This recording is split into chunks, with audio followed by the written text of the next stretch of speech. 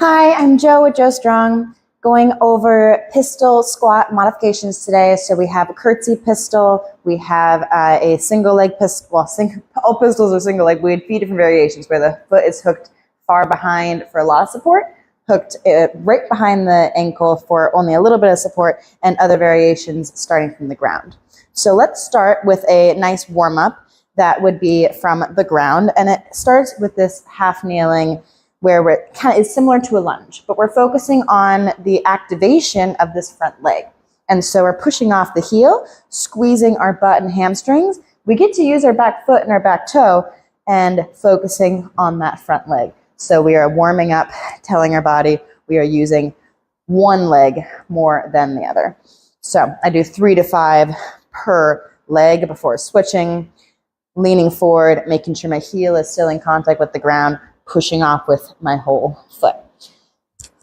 Making this a little harder, leaving your laces down, and then pushing off with a little bit less support from that foot.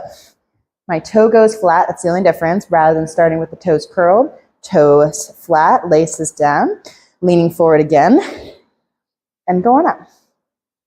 Next hardest variation after that would be our curtsy squat.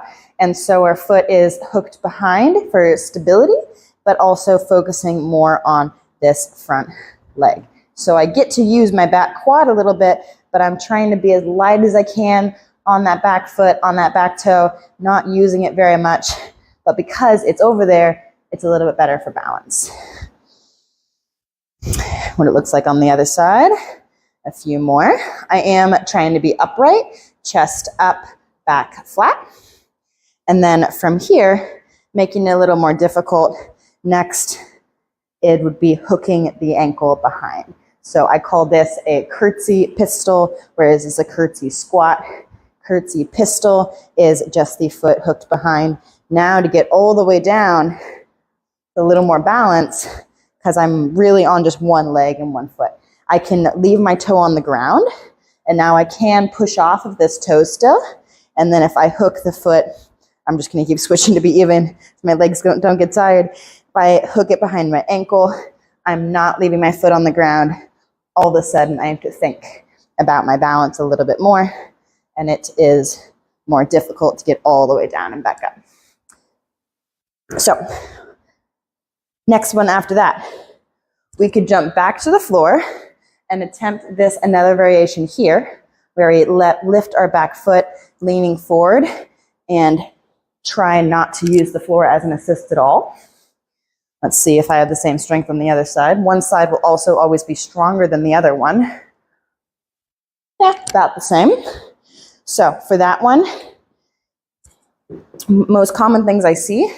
So we start with the foot up, toe is down, knee is down, toe is up. And if you need to like slap your foot off the ground for just a little bit of support at the end, that's like in the middle of the two, where not quite you going back to a previous version that is easier, but it is not quite keeping that foot off the ground the whole time. Okay, other options. One moment.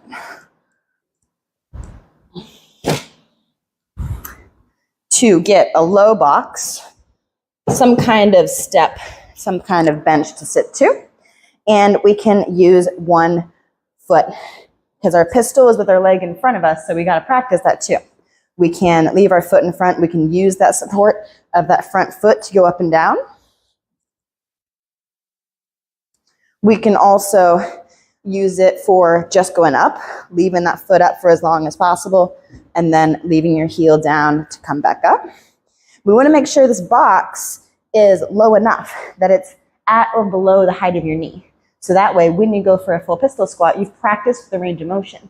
If you sit to a bench or a box that's maybe up here, you won't be practicing the strength at the bottom of the movement. Very important.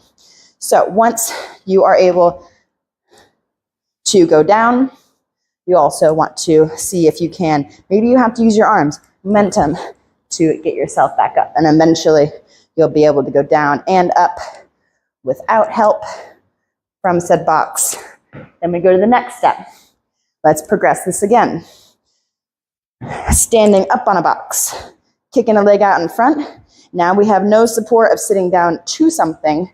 We want to go down and back up. I am leaning forward for balance, and it makes it easier for my core, but my heel always stays on the ground. Letting your foot drop a little bit below the box is a little easier.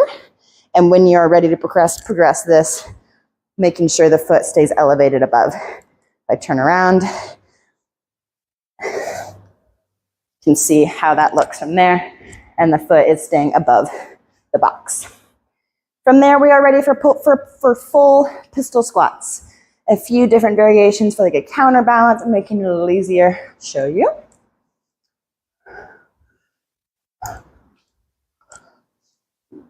We can elevate the foot. Putting the heel up on top of something makes mobility-wise a little bit easier. So now we can go down and back up. I like to switch legs, give one a break for a moment, try not to touch the floor, and get back up. If that is almost in the cards but not quite, use a counterbalance. Having a weight in front of you, even if it's just 5 or 10, it's going to be only 5 or 10 pounds. Don't grab a crazy heavy one. Makes this a little bit easier. And eventually, you don't even need a weight. You don't even need to elevate your heel. But let's say your hip flexors aren't very strong, your psoas is really tight. You could grab your toe, so that way you don't have to worry about your foot hitting the ground, because you're almost there, but not quite. All right, that is anything and everything I know about pistol squats. Leave some comments, subscribe to the channel, let me know what you think. There's a lot of videos about proper form, different variations, progressions, regressions, proper body movement, and thanks for sticking around for this long. Hope that helped.